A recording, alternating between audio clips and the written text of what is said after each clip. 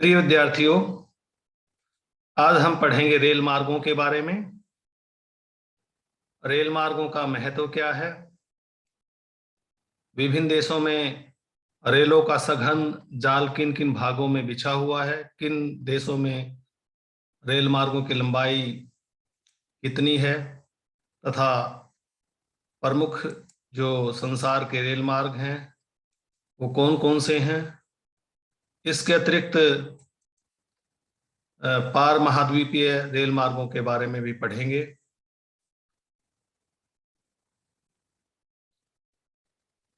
रेलें हमारे लिए बहुत ही महत्वपूर्ण हैं, किसी भी देश के लिए अति महत्वपूर्ण हैं, क्योंकि रेलें न केवल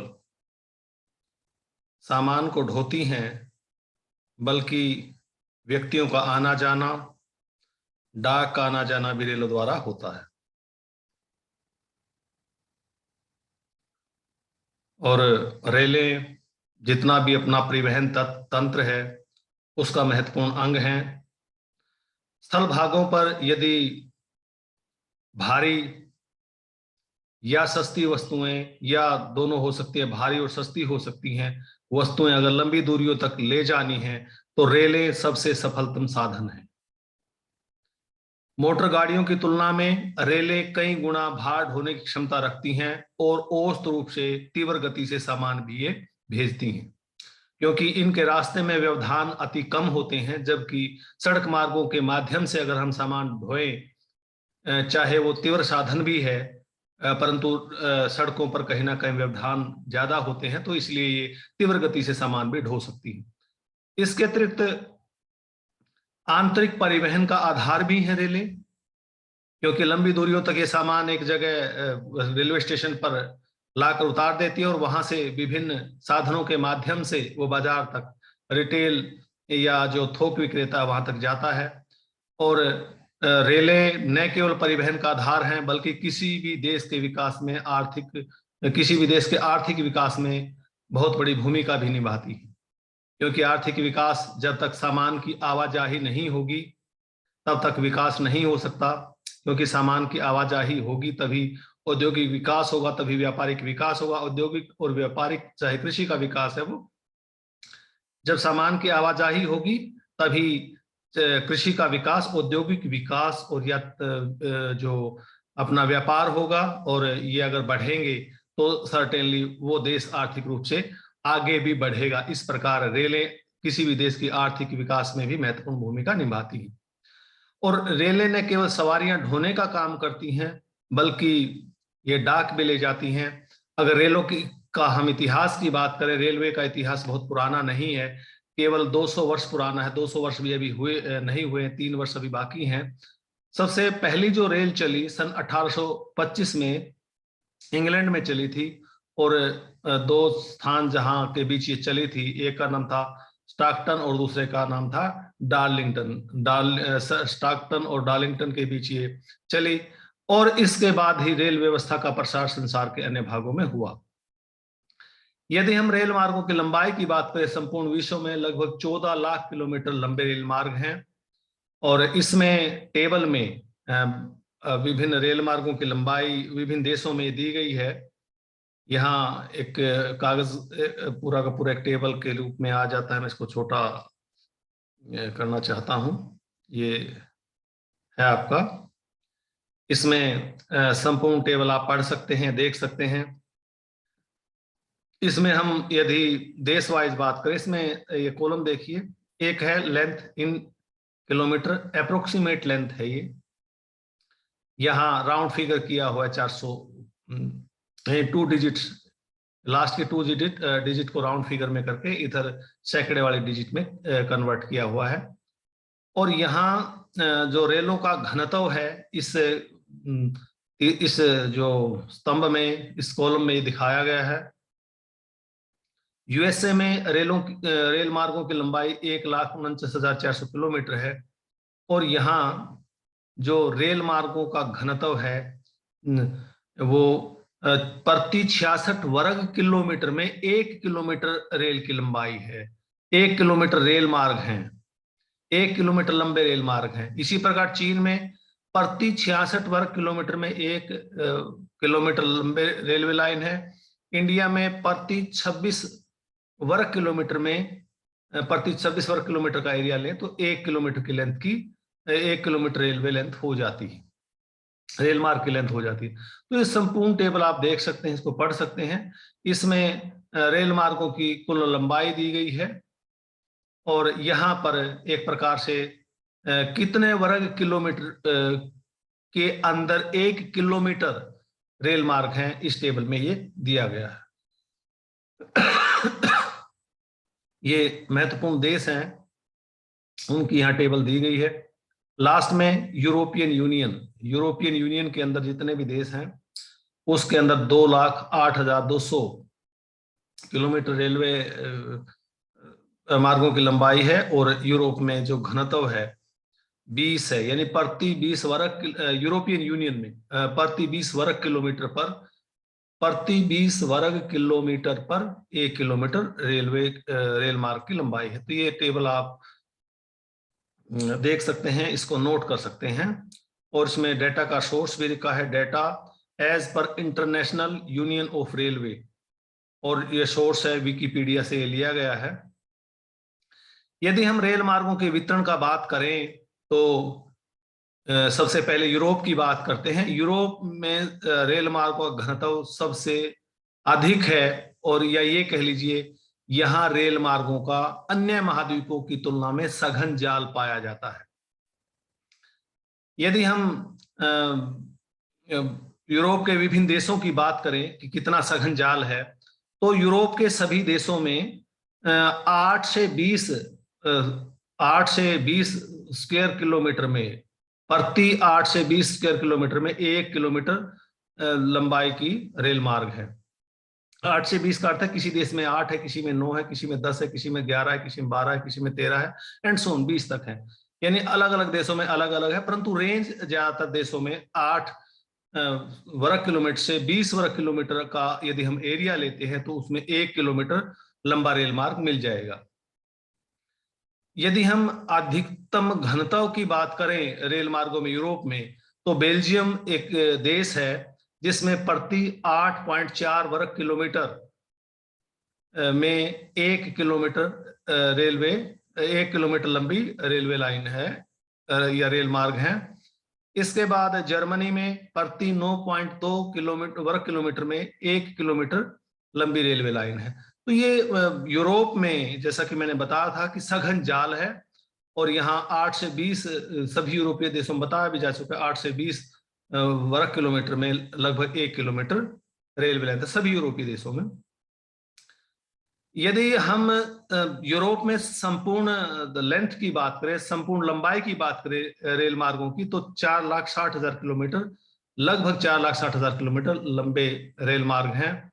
और इनमें ज्यादातर जो रेल मार्ग हैं दोहरे हैं या तेहरे हैं या चौहरे हैं, यानी मल्टी लाइन जिसको कह सकते हैं।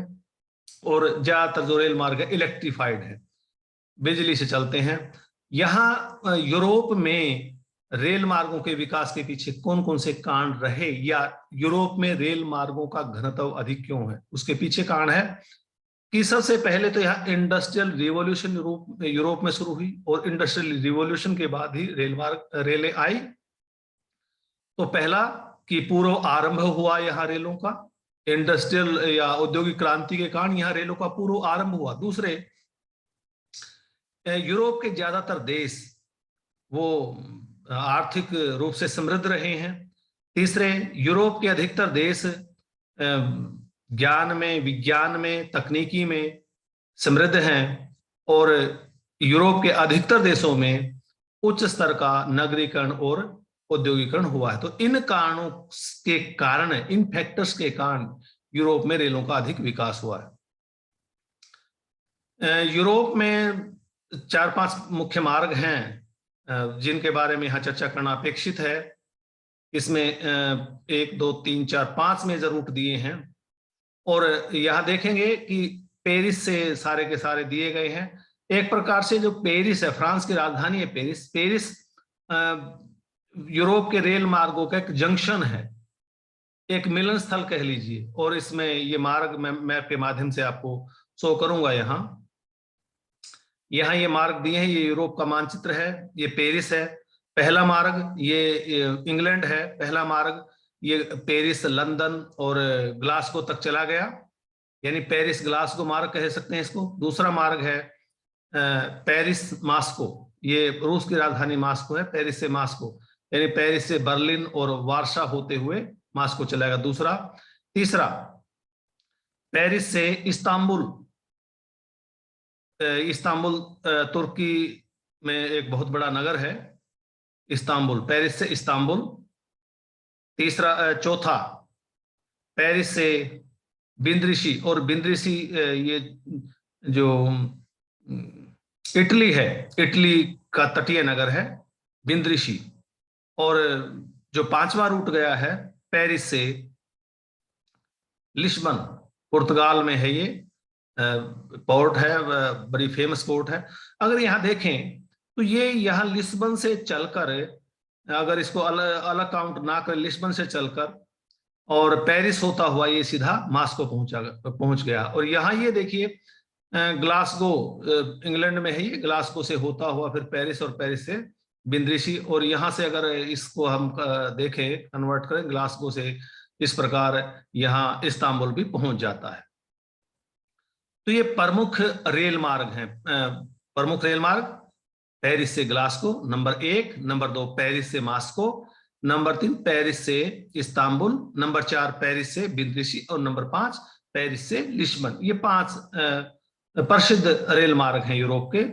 ढेर सारे और भी हैं, परंतु सभी की चर्चा संभव नहीं है कि इस क्वेश्चन में की जाए, परंतु मुख्य मुख्य की हम यहाँ चर्चा कर दी है। दूसरा जो महत्वपूर्ण महाद्वीप है रेल मार्गों के दृष्टिकोण से, वह नॉर्थ अमेरिका, उत्तर अमेरिका महाद्वीप।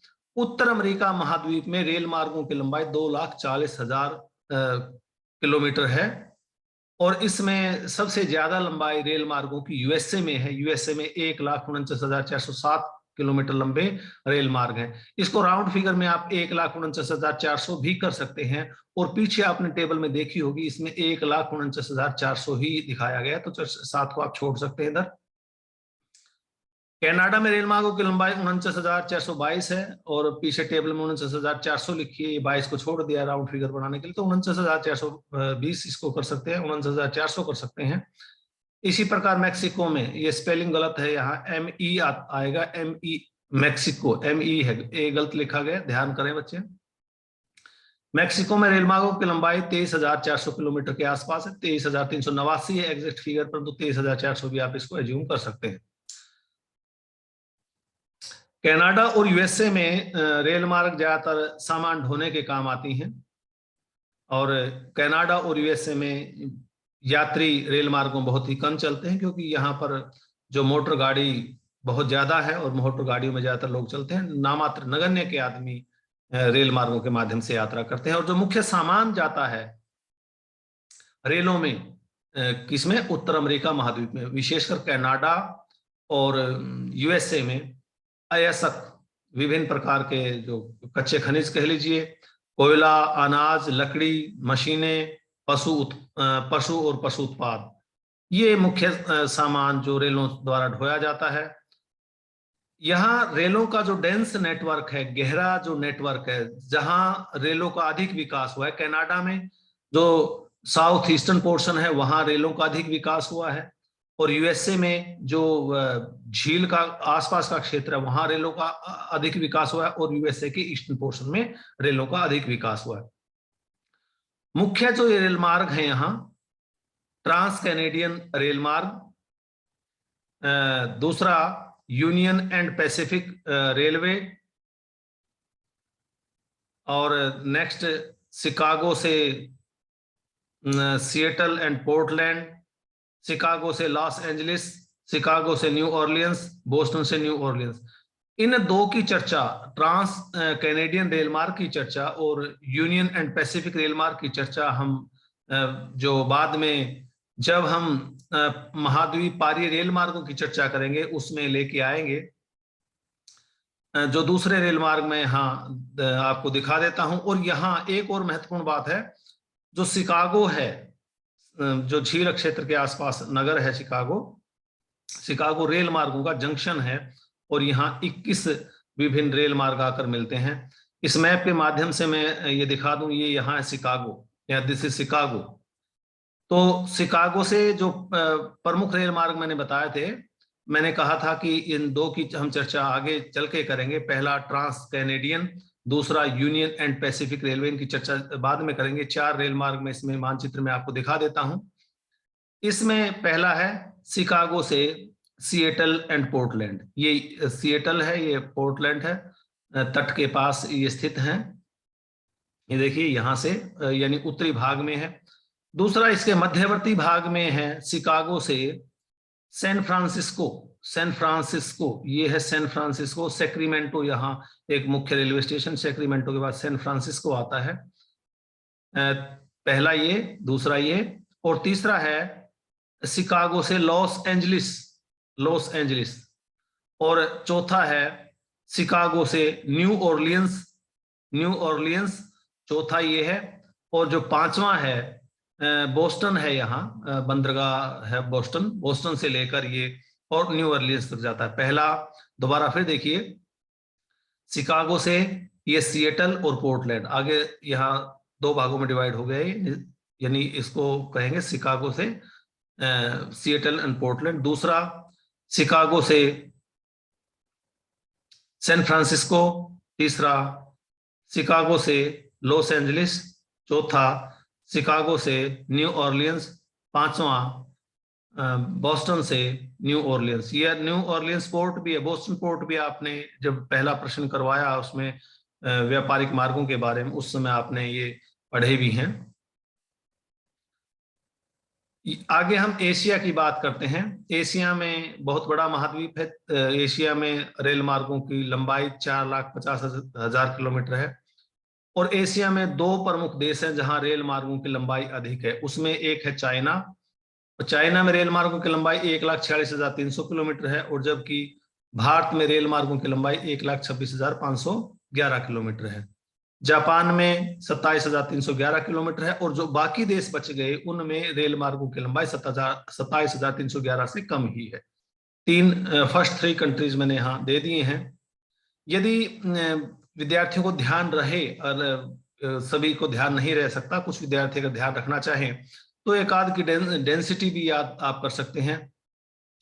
यहाँ देखिए चीन में जो प्रति 65.22 वर्ग किलोमीटर के पीछे 1 किलोमीटर लंबा रेल मार्ग है। भारत में लगभग 26 वर्ग किलोमीटर के पीछे 1 किलोमीटर लंबा रेल मार्ग है। और यदि घनत्व के दृष्टिकोण से देखें तो जापान में रेल मार्गों का घनत्व चीन और भारत की तुलना में अधिक है। जापान में प्रति 16.1 वर्ग किलोमीटर के पीछे प्रति 16.1 वर्ग किलोमीटर के पीछे 1 किलोमीटर लंबा रेलवे ट्रैक है, जबकि यहाँ फिगर देखिए 26 के आसपास है या 65 के आसपास है। भारत में जो डेंस नेटवर्क है या गहन जाल है रेल मार्गों का, उत्तर भारत के विशाल मैदान में, या जो औद्योगिक क्षेत्र हैं, औद्योगिक संकुल हैं, या ये कह लीजिए औद्योगिक प्रदेश है, वहां पर पाया जाता है, और चीन के ईस्टर्न पोर्शन में पाया जाता है।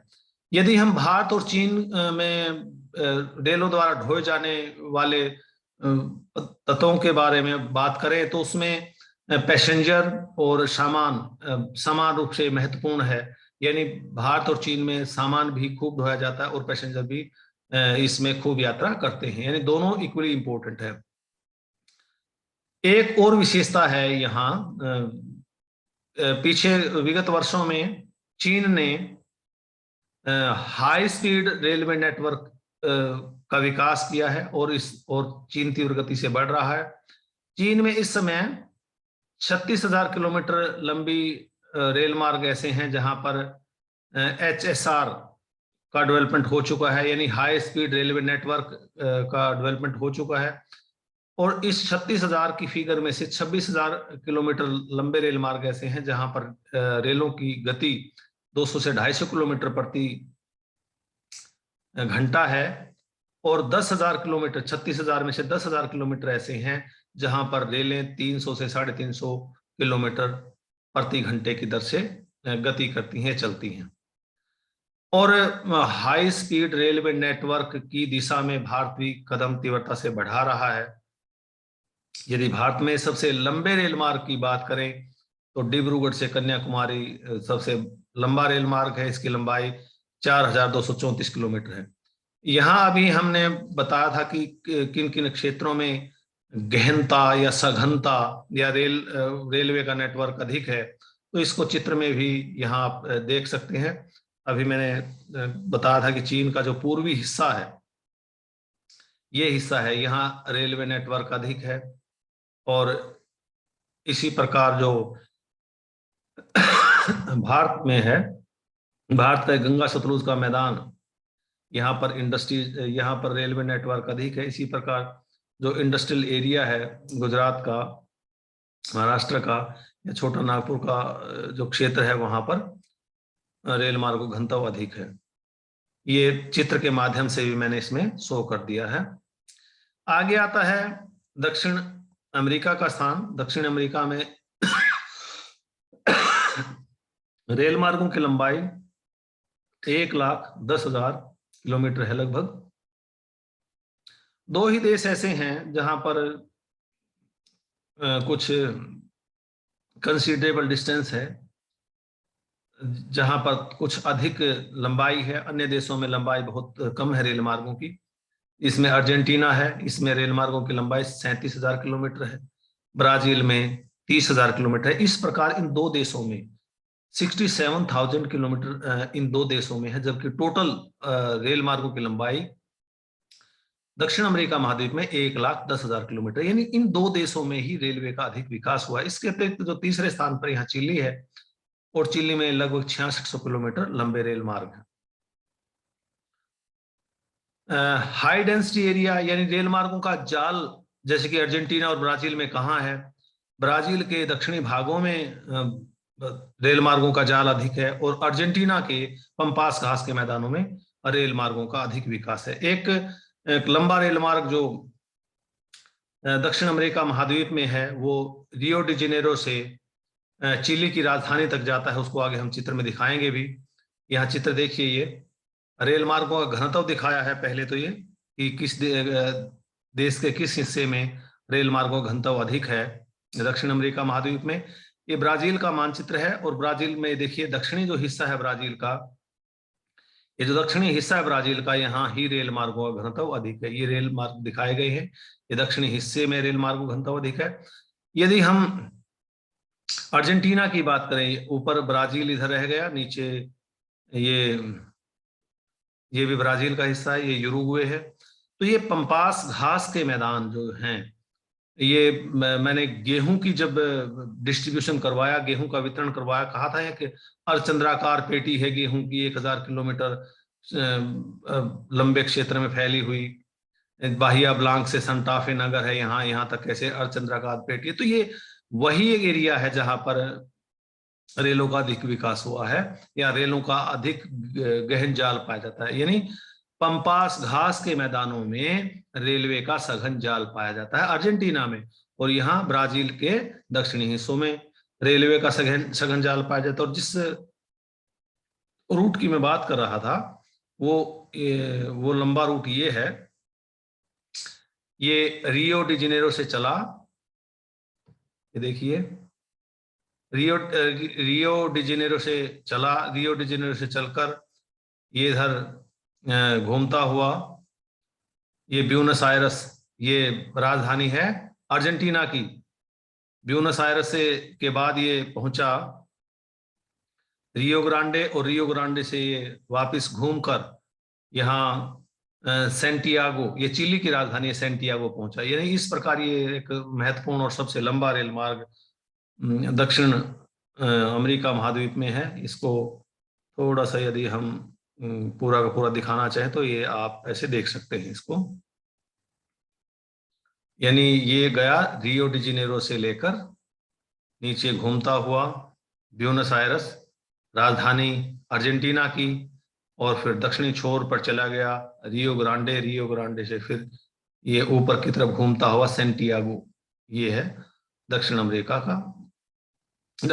महाद्वीप का रेल मार्ग का जो वितरण कहाँ अधिक है कहाँ कम है ये इसमें दिखाया गया है। आगे यदि हम अफ्रीका महाद्वीप की बात करें तो अफ्रीका महाद्वीप में 77,000 किलोमीटर लंबे रेल मार्ग हैं, और अफ्रीका महाद्वीप में एक ही देश ऐसा है जहां रेल मार्गों का जो जाल है थोड़ा सा अधिक है, या कह लीजिए रेल मार्गों की लंबाई अधिक है, वो है दक्षिण अफ्रीका देश। इसमें रेल मार्गों की लंबाई 77,000 में से 22,400 तो इसी देश में है। इसके अलावा जो दूसरे नंबर पर यहाँ इजिप्ट है जहां 7,000 किलोमीटर लंबे रेल मार्ग है, और तीसरे नंबर पर सूडान है। और यदि हम दक्षिण अफ्रीका की बात करें तो दक्षिण अफ्रीका महाद्वीप में जो रेलों का अधिक सघन जाल है वो दक्षिण अफ्रीका महाद्वीप के पूर्व दक्षिणी अफ्रीका अफ्रीकन जो कंट्री है दक्षिणी अफ्रीकी जो देश है उसके पूर्वी भागों में पाया जाता है। ये मानचित्र में भी यहाँ हम शो कर देंगे इसको।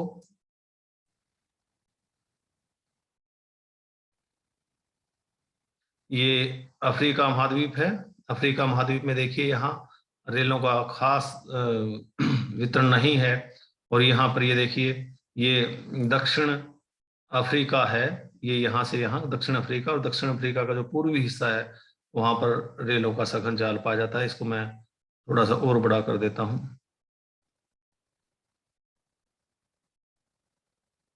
ये है दक्षिण अफ्रीका, ये दक्षिण अफ्रीका देश है, ये यहाँ से यहाँ, और ये जो पूर्वी हिस्सा है यहाँ पर रेलों का अधिक जाल है वो बिछा हुआ है। ये इसमें केवल अफ्रीका दक्षिण अफ्रीका देश दिखाया गया है, और दक्षिण अफ्रीका देश में ये देखिए पूर्वी हिस्सा है, यहीं पर रेलों का सघन जाल है। आगे महाद्वीप है ओशेनिया। ओशेनिया महाद्वीप में कुल रेल मार्गों की लंबाई 37,500 किलोमीटर है, और जिसमें से ऑस्ट्रेलिया में 33,200 किलोमीटर लंबे रेल मार्ग हैं, और बाकी न्यूजीलैंड में बचे कुचे वो न्यूजीलैंड में हैं।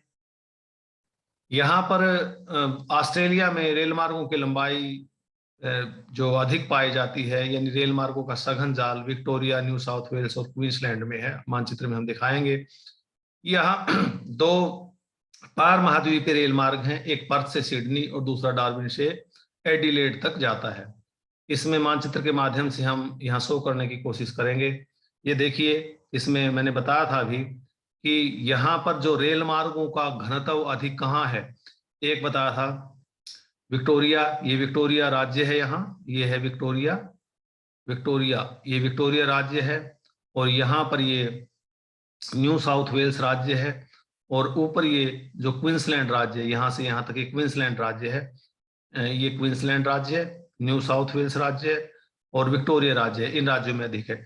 इसके अतिरिक्त यहाँ दो पार महाद्वीपीय रेल मार्गों की चर्चा की थी। एक जाता है पर्थ से लेकर दक्षिण भागों से होता हुआ, देखिए आगे ये सिडनी तक चला जाता है। यहाँ पर्थ पश्चिमी तट पर या पश्चिमी तटीय प्रदेश में पर्थ है। पर्थ का भी जब व्यापारिक मार्ग पढ़ाए उसमें पर्थ पोर्ट के रूप में आया था, और इधर सिडनी भी पोर्ट के रूप में आया था, बंदरगाह के रूप में आया था। यानी ये जो ओपोजिट जो तट हैं उनको मिलाता है। दूसरा जो रेल मार्ग है जो पार महाद्वीपीय रेल मार्ग यहाँ है, ये डार्विन है। डार्विन से लेकर यहाँ ये चलता हुआ ये आगे एडिलेड तक आ गया। ये देखिए यहाँ, इसको मैं छोटा करता हूँ, ये है दूसरा, यहाँ से लेकर ये डार्विन से लेकर एडिलेड तक ये आया है, और एक है पर्थ से सिडनी तक। आगे है रूस की। यदि हम बात करें, क्योंकि रूस को अलग से इसलिए लिया है कि रूस एशिया महाद्वीप में भी है और रूस यूरोप महाद्वीप में भी है। रूस में रेल मार्गों की कुल लंबाई 85,600 किलोमीटर है, और यहाँ रेल मार्गों का सघन जो जाल है वो केवल यूरोपियन जो पार्ट है रूस का उसमें अधिक गहन जाल है या सघन जाल है। यहाँ सबसे जो लंबा रेल मार्ग है ट्रांस साइबेरियन रेल मार्ग है, जिसकी लंबाई 9322 किलोमीटर है। इसकी चर्चा भी हम आगे अभी जो प्रश्न का पार्ट है वो उसमें करेंगे। ये सेंट पीटर्सबर्ग से व्लादिवोस्टोक तक फैला है। ये रूस का मानचित्र है और रूस के मानचित्र में देखिए रशिया इधर, इधर जो इधर वाला जो पार्ट है ये क्षेत्र है यूरोपीय रूस है, और ये वाला जो पार्ट है ये यहाँ से लेकर एशियाई रूस है। और यहाँ देखिए रूस में जो ये दक्षिणी हिस्से हैं या जो पश्चिमी हिस्से हैं वहीं पर ही रेलों का सघन जाल पाया जाता है। ये रूस का दूसरा मानचित्र भी यहाँ दिया है दिखाने के लिए, घनत्व दिखाने के लिए कि रूस के किन किन भागों में रेलों का घनत्व अधिक है। ये दोनों मानचित्र इसी दृष्टिगत यहाँ दिए गए हैं। आगे है ट्रांस कॉन्टिनेंटल रेलवे, जिनका मैंने कहा था कि कुछ का मैंने कहा था कि आगे चर्चा करेंगे। ट्रांस कॉन्टिनेंटल रेलवेज या महाद्वीप पारीय अथवा अंतर महाद्वीपीय रेल मार्ग कौन से होते हैं? वे रेल मार्ग जो किसी महाद्वीप के दो छोरों को आपस में मिलाते हैं, या ये कह लीजिए दो महासागरों को आपस में मिलाते हैं, वो भी पार महाद्वीपीय होते हैं, यानी महाद्वीप पारीय रेल मार्ग होते हैं। और इन रेल मार्गों का निर्माण आर्थिक दृष्टिकोण से और राजनीतिक दृष्टिकोण से, दोनों दृष्टिकोण से किया जाता है। दोनों दृष्टि से मार्ग अति महत्वपूर्ण है, इकोनॉमिकली एंड पॉलिटिकली भी। मुख्य जो ट्रांस कॉन्टिनेंटल या पार महाद्वीपीय रेल मार्ग हैं वो है ट्रांस साइबेरियन रेल मार्ग, जिसका मैंने अभी चर्चा की थी। ये सबसे लंबा रेल मार्ग है। ये दो महाद्वीपों को आपस में जोड़ता है। कौन कौन से महाद्वीप? एशिया और यूरोप को आपस में मिलाता है। और ये दो महासागरों को भी आपस में मिलाता है, अटलांटिक एंड पैसिफिक ओशन, अंध महासागर और प्रशांत महासागर, इन दो महासागरों को आपस में मिलाता है। इसका निर्माण 1891 में आरंभ हुआ, 1905 में ये बनकर तैयार हुआ। बनने में 14 वर्ष लगे। इसकी लंबाई 9322 किलोमीटर है और ये दोहरा रेल मार्ग है और विद्युतीकृत है, इलेक्ट्रिफाइड है। बिजली से यहाँ ट्रेनें चलती हैं, ये कह लीजिए सरल भाषा में। इसका विस्तार आगे ये फ्लो चार्ट में दिखाया गया है। फ्लो चार्ट आप देख सकते हैं, और फ्लो चार्ट में पढ़ने की बजाय मैं मैप के माध्यम से यहां आपको दिखाता हूं। अब ये देखिए, यहां सेंट पीटर्सबर्ग फ्लो चार्ट में देखिए, ये सेंट पीटर्सबर्ग से शुरू होता है। सेंट पीटर्सबर्ग से इसकी दो शाखाएं हैं, यानी फ्लो चार्ट में जो मैं बताऊंगा वो सारा का सारा फ्लो चार्ट में यहां लिखा है। यहां सेंट पीटर्सबर्ग, और ये जो इधर है सारा का सारा अंध महासागर का पार्ट है। ये बाल्टिक सागर है, सेंट पीटर्सबर्ग नीचे बाल्टिक सागर, यानी सेंट पीटर्सबर्ग में ये बाल्टिक के तट से आरंभ होकर, और बाल्टिक सागर किसका पार्ट है? अंध महासागर का। और क्या बताया था कि दो महासागरों को आपस में मिलाता है। ये इधर अंध महासागर है और ये इधर प्रशांत महासागर है। ये इधर प्रशांत महासागर है, सारा का सारा जापान आदि प्रशांत महासागर में। सेंट पीटर्सबर्ग से शुरू होकर ये दो भाग दो शाखाओं में बट जाता है। इसकी एक शाखा वोलोगदा परम ये केटनीबर्ग होती हुई चेलियाबिंस्क पहुंचती है। दूसरी शाखा मास्को और समारा होती हुई चेलियाबिंस्क पहुंचती है।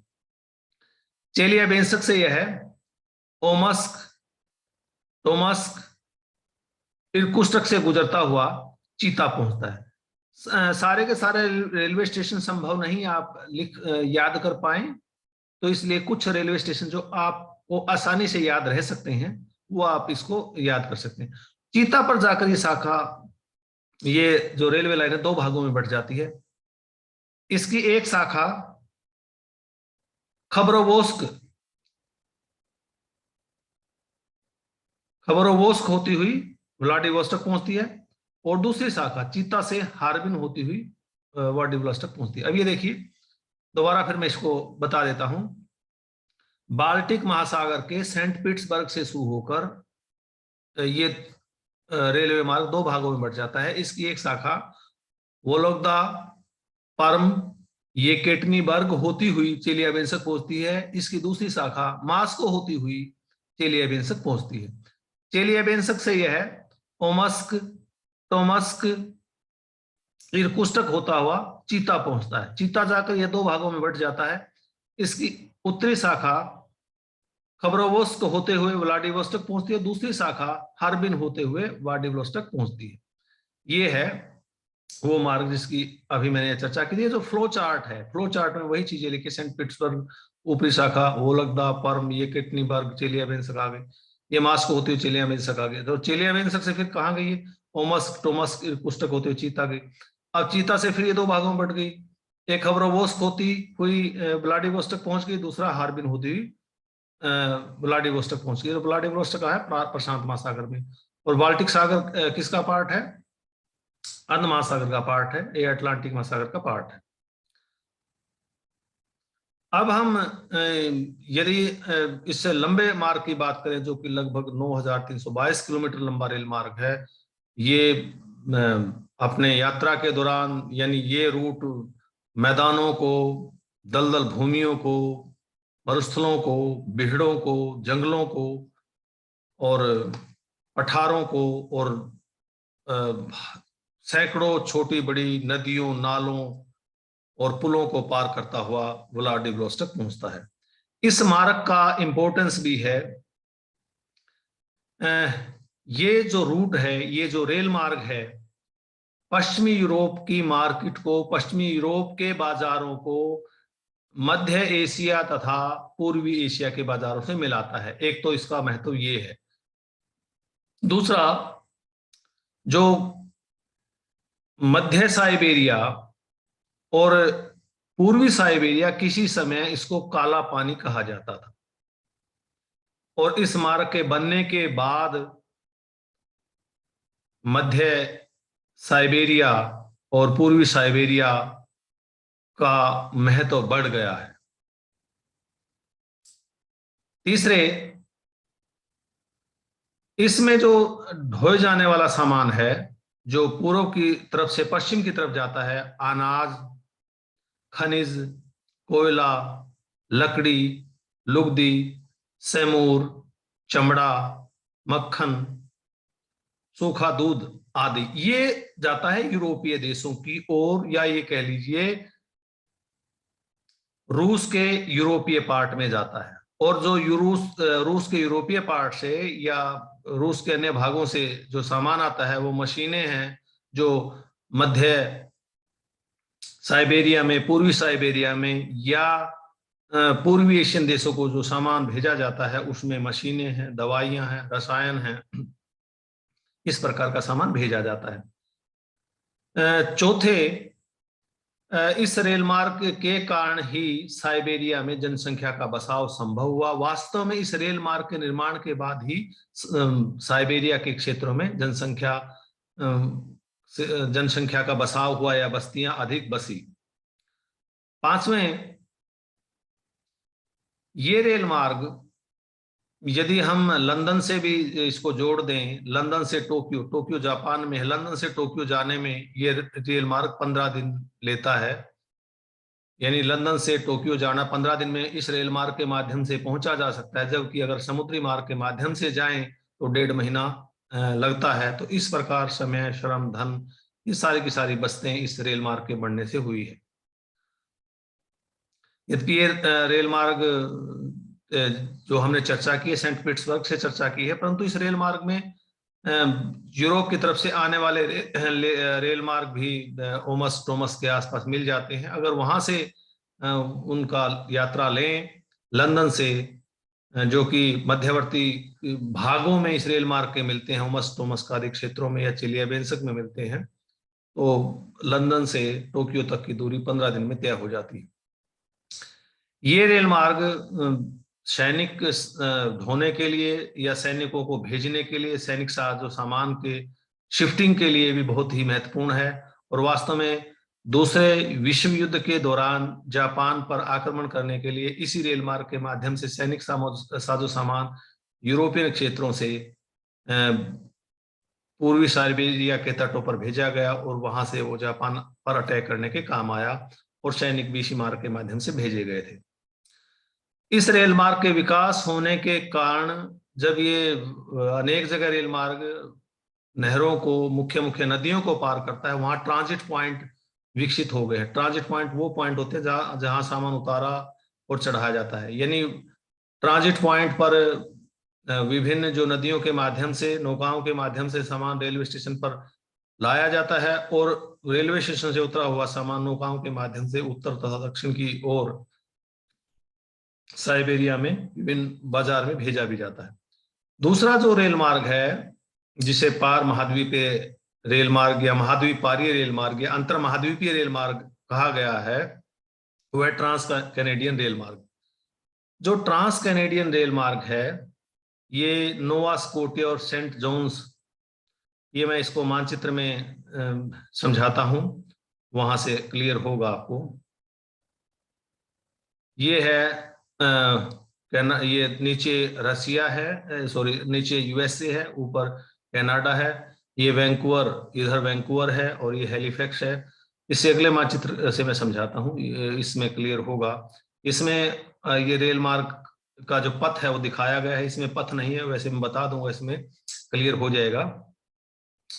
ये है नोवा स्कोटिया प्रायद्वीप, नोवा स्कोटिया प्रायद्वीप, और यहाँ है ये हैलिफैक्स बंदरगाह, ये है हैलिफैक्स बंदरगाह। और ये है एक छोटा सा राज्य है कनाडा का, इसमें लिखा है न्यू ब्रुंसविक, ये राज्य है न्यू ब्रुंसविक। और न्यू ब्रुंसविक राज्य में फंडी की खाड़ी है, यहाँ पर एक नगर है सेंट जोन्स। तो ये मार्ग सेंट जोन्स और हैलिफैक्स, इन क्षेत्रों से शुरू होता है, सेंट जोन्स से और हैलिफैक्स, यानी दो शाखाएं इसकी, एक हैलिफैक्स से इधर आती है, एक सेंट जोन्स से बढ़ती है। तो सेंट हैलिफैक्स और सेंट जोन्स, यहाँ सेंट जोन्स से शुरू होकर क्यूबेक राज्य को, ओंटेरियो, मैनिटोबा, सस्केचुआन, एल्बर्टा राज्य को पार करता हुआ ब्रिटिश कोलंबिया में जो वैंकूवर नगर है, जो कि पोर्ट भी है, वहां पर पहुंचता है। ये रेल मार्ग अपने जब गुजरता है वो पठारों को पार करता है, क्यूबेक और ओंटेरियो ये पठारी भाग है। इसी प्रकार प्रेरीज घास के मैदानों को पार करता है। इसमें मैनिटोबा, सस्केचुआन और एल्बर्टा प्रेरी घास के मैदान हैं। और आगे ब्रिटिश कोलंबिया में रॉकी पर्वतमाला है, रॉकी पर्वतमाला को पार करता है, इसमें अनेक संकरी घाटियों को पार करता हुआ वैंकूवर पहुंचता है।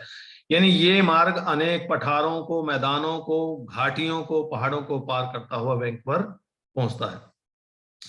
कहां से चला? हैलिफैक्स से चला। हैलिफैक्स ये नोवा स्कोटिया प्रायद्वीप है और ये न्यू ब्रुंसविक राज्य है। और यह न्यू ब्रुंसविक राज्य में पानी है, ये इधर प्रशांत महासागर यहाँ अंदर तक घुसा हुआ है। तो यहाँ ये सेंट जोन्स है, सेंट जोन्स और हैलिफैक्स से शुरू होकर क्यूबेक, ओंटेरियो, मैनिटोबा, सस्केचुआन, एल्बर्टा और ब्रिटिश कोलंबिया को पार करता हुआ वैंकूवर पहुंचता है। और जैसा कि मैंने बताया, अनेक पठार आते हैं रास्ते में, मैदान आते हैं, पहाड़ी आती है, संकरे नाले आते हैं, ये सारी की सारी चीजें आती है। और यहाँ इसमें मानचित्र में दिखाया भी गया हैलिफैक्स, और यहाँ ये सेंट जॉन्स नहीं दिखाया गया है, न्यू वो इसमें छूट गया है। तो ये पूरा का पूरा ये बीच बीच में इन्होंने मुख्य मुख्य रेलवे स्टेशन लिखे हैं। रेलवे स्टेशन अगर आपको याद रहे लिख देना, अगर ना याद रहे राज्यों के नाम भी आप लिख सकते हैं।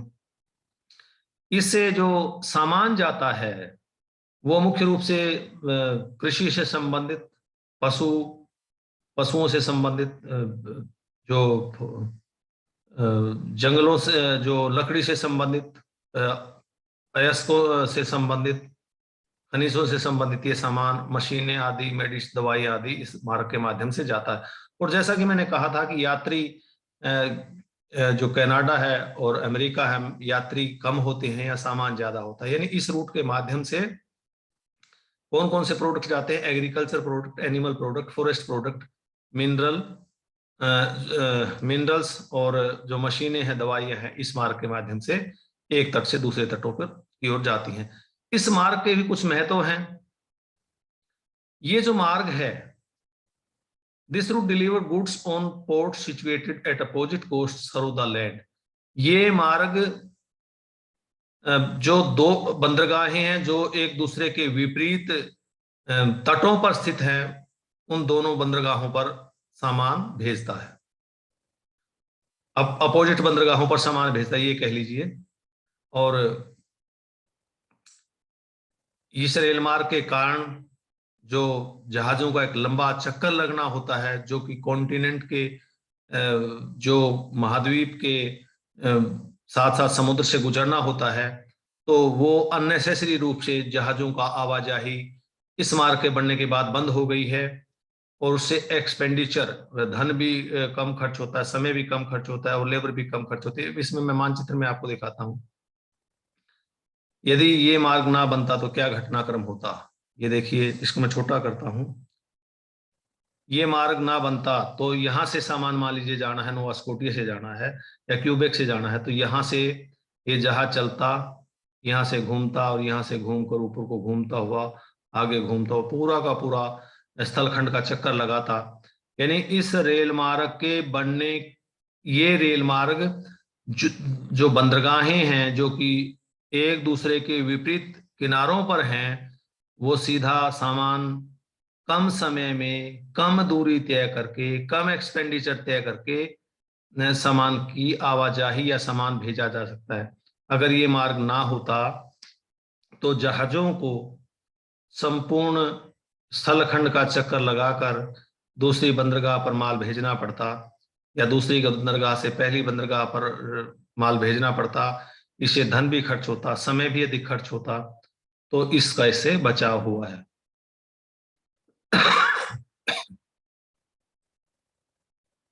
दूसरा इसका जो महत्व है,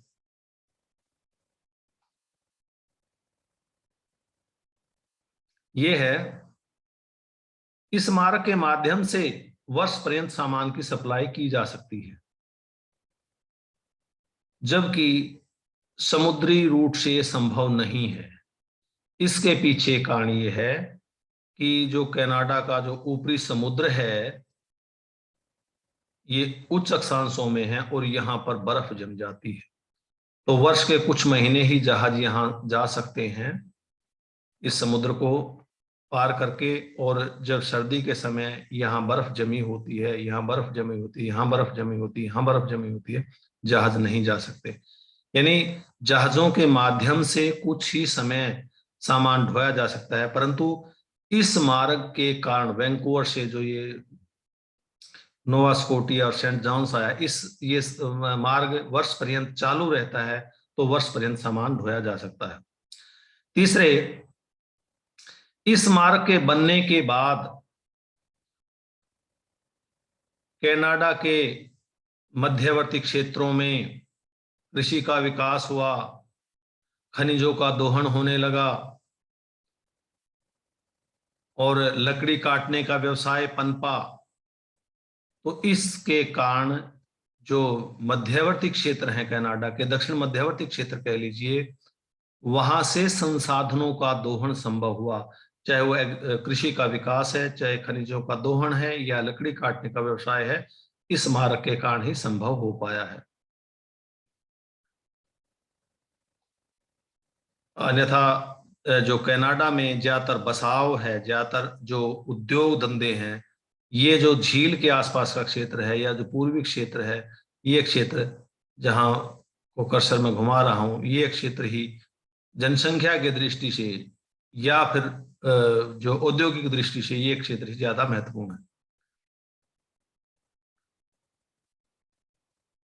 चौथे, इस रूट के बनने के कारण ही पश्चिमी क्षेत्रों में या मध्यवर्ती क्षेत्रों में जनसंख्या का बसाव, अधिक बसाव आरंभ हुआ। पहले बहुत ही कम बसाव था, इस रूट के बनने के बाद जनसंख्या का बसाव आरंभ हुआ। पांचवें, इस मार्ग के बनने से केंद्रीय तथा पश्चिमी जो कनाडा के क्षेत्र हैं, वहां विकास भी संभव हुआ। छठे, ये मार्ग कनाडा के लिए प्रशासनिक दृष्टिकोण से भी महत्वपूर्ण है। प्रशासनिक दृष्टिकोण से ये मार्ग बनने के बाद ये कनाडा को एकता के सूत्र में बांध कर रखता है। तो इसके कुछ लाभ थे।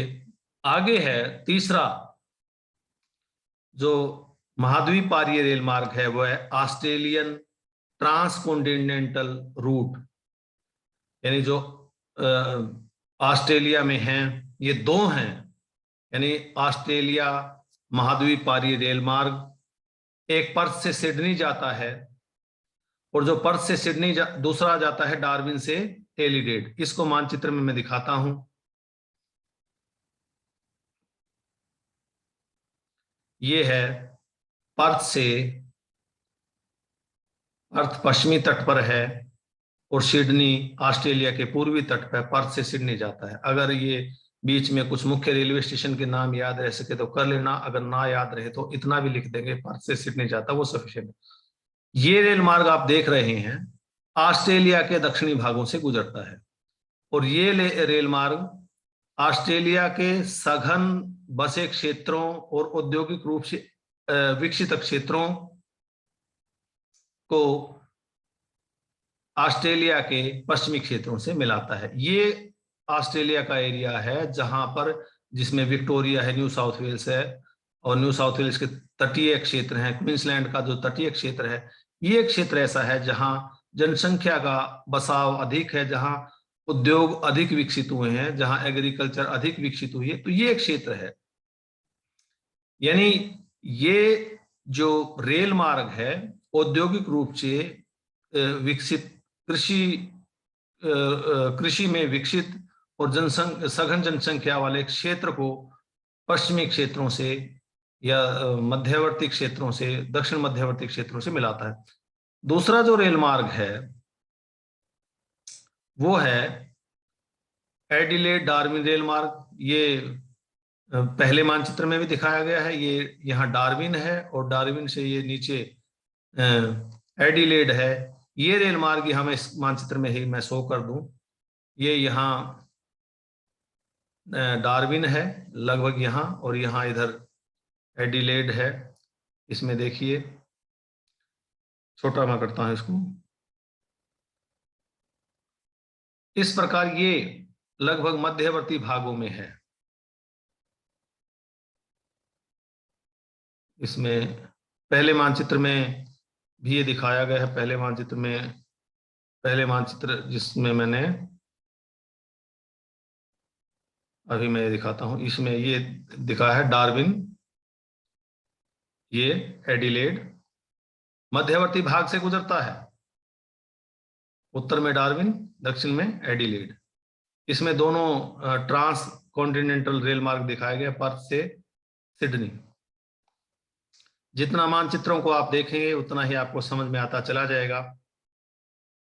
अगला जो रेल मार्ग है वो है यूएसए में, सॉरी इसमें थोड़ा सा समय लग रहा है। अगला जो रेल मार्ग है union and Pacific railway, union and Pacific railway. ये मिलाता है न्यूयॉर्क को, न्यूयॉर्क जो कि अटलांटिक तट पर है उसको सैन फ्रांसिस्को से मिलाता है, और सैन फ्रांसिस्को है पश्चिमी तट पर।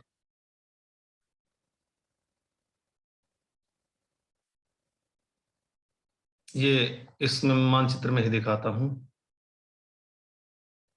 ये इधर न्यूयॉर्क है, न्यूयॉर्क को, और न्यूयॉर्क है प्रशांत, जो हिंद महासागर के तट की ओर है, और सैन फ्रांसिस्को इधर ये जो प्रशांत महासागर है, प्रशांत महासागर के तट की ओर है। न्यूयॉर्क को सैन फ्रांसिस्को से मिलाता है, महाद्वीपवादी रेल मार्ग है ये। और रास्ते में आने वाले जो मुख्य नगर हैं, शिकागो है, ओमाहा है, इवांस है, San Francisco, Sacramento, San Francisco, ये है। न्यूयॉर्क से शिकागो, शिकागो बहुत ही महत्वपूर्ण है, पहले आप पढ़ भी चुके हैं, ओमाहा, इवांस और सैक्रामेंटो, और ये इधर सैन फ्रांसिस्को। वास्तव में संयुक्त राज्य अमेरिका में भी ये जो पूर्वी क्षेत्र है, उत्तरी पूर्वी क्षेत्र है, औद्योगिक दृष्टिकोण से और जनसंख्या के बसाव के दृष्टिकोण से अधिक सघनता वाला प्रदेश है। जनसंख्या भी अधिक सघन है और उद्योगों की सघनता भी अधिक है।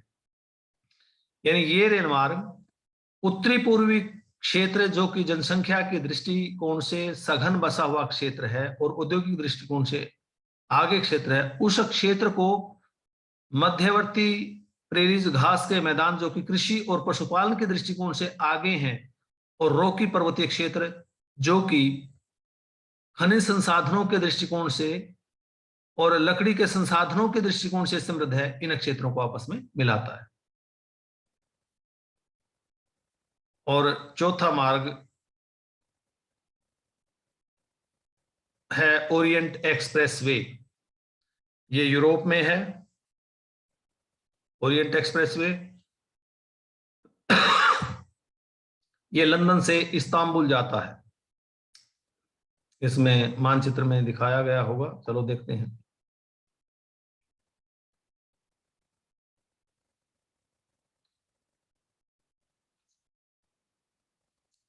ये मार्ग यहां लंदन है, लंदन से, और ये है इस्तांबुल। ये है इस्तांबुल, तुर्की का बहुत बड़ा नगर है इस्तांबुल। लंदन से इस्तांबुल जाता है, ये है ये मार्ग। लंदन से चलकर यह यूरो टनल को पार करता है और यूरो टनल को पार करके पेरिस पहुंचता है। और पेरिस, बताया था कि पेरिस बहुत एक बड़ा जंक्शन है यूरोप का रेलवेज का। और पेरिस से फिर यह अनेक देशों और अनेक देशों के मुख्य बड़े बड़े महानगरों से गुजरता हुआ इस्तांबुल पहुंचता है।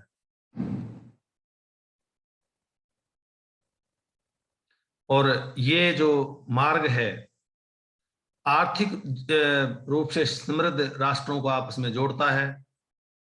और ये मार्ग लंदन से इस्तांबुल जाने में 96 घंटे का समय लेता है। यदि हम समुद्र मार्ग के माध्यम से इस्तांबुल जाने की कोशिश करें तो लगभग 10 दिन लग जाते हैं। तो इस प्रकार ये मार्ग समय भी बचाता है। और इस मार्ग पर जो मुख्य वस्तुएं हैं वो पनीर, सूअर का मांस, शराब, फल, मशीनें, मेडिसिन, ये मुख्य रूप से इन रेल मार्गों के माध्यम से जाती हैं। बहुत लंबा रेल मार्ग तो नहीं है, परंतु बहुत लंबा ना होने के बावजूद भी बहुत सारे देशों को जोड़ता है। देखिए, फ्रांस में गया, आगे जर्मनी गया, जर्मनी के बाद ये ऑस्ट्रिया, ये अंडरलाइन किए हैं। ऑस्ट्रिया के बाद ये स्लोवाकिया, हंगरी, और हंगरी के बाद रोमानिया, रोमानिया के बाद बुल्गारिया, बुल्गारिया के बाद फिर ये तुर्की का। अनेक देशों से गुजरता है और अनेक देशों में जो मुख्य मुख्य नगर हैं उनसे गुजरता है ये। अब यहाँ ये अंडरलाइन की है, वियना है, और ये आप देख सकते हैं इसमें मानचित्र में। अगला जो, अच्छा ये भी यहाँ भी दिखाया गया है, इसको थोड़ा सा मैं इसको बड़ा कर देता हूँ।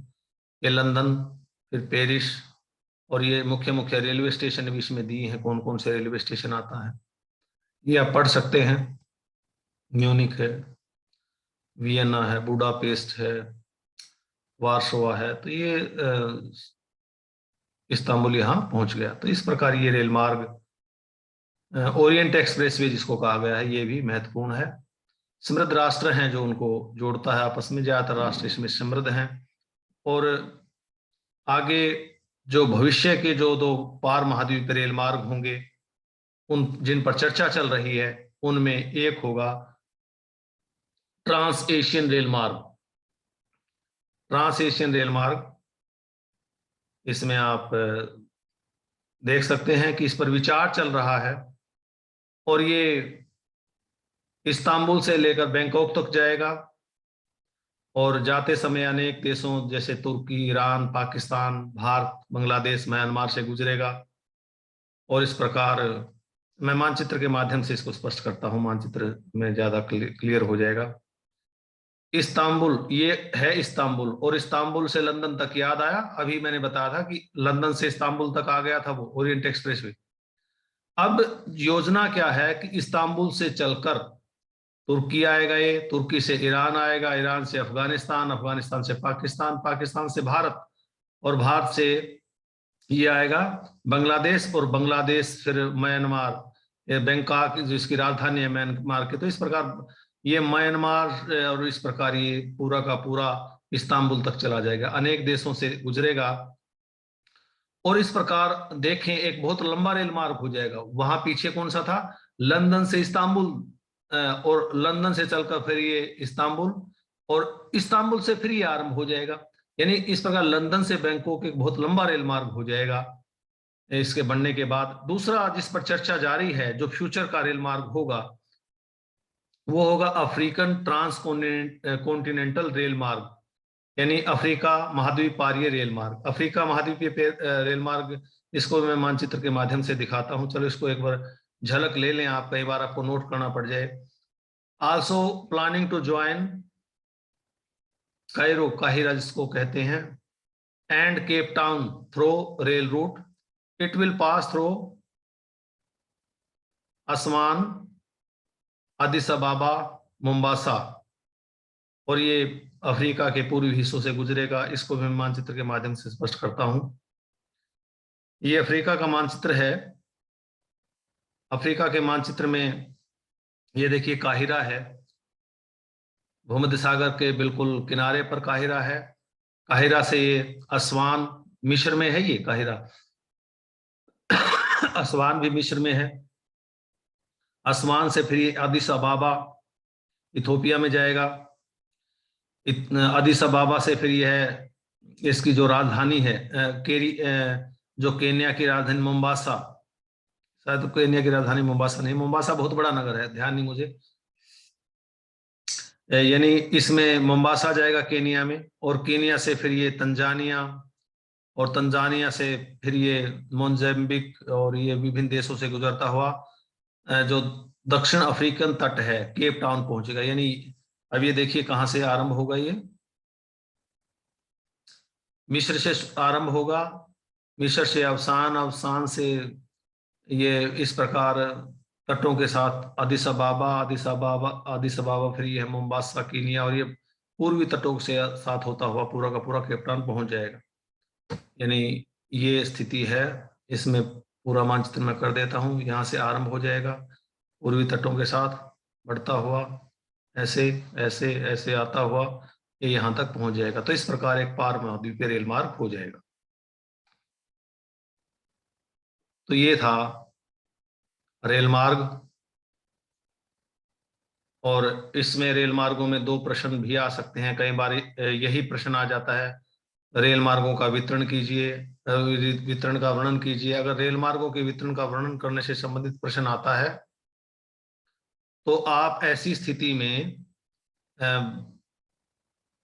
जो विभिन्न कॉन्टिनेंट है उसमें रेल मार्गों का वितरण दिखाएंगे, और ये जो ट्रांस कॉन्टिनेंटल रेलवे है जिस महाद्वीप में है उसी महाद्वीप के साथ उसको अटैच कर देंगे, परंतु ब्रीफ में अटैच करेंगे।